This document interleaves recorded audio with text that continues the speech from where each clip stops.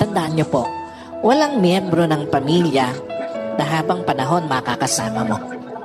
Walang asawa na habang panahon makakasama mo. Walang magulang na habang panahon makakasama mo. Walang anak na habang panahon makakasama mo. And at the same time, wala din namang kapatid na habang panahon makakasama mo.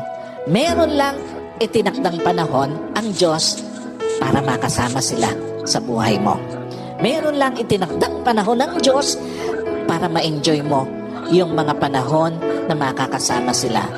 Bawat panahong kasama ang pamilya, pahiram ng Diyos. Bawat panahong kasama mo sila o bawat araw na kasama mo sila, kabawasan yon sa panahong makakasama mo sila. At bawat sandali na lilipas, palapit ng palapit yon sa pagtatapos ng pahiram na panahon sa iyo ng Diyos.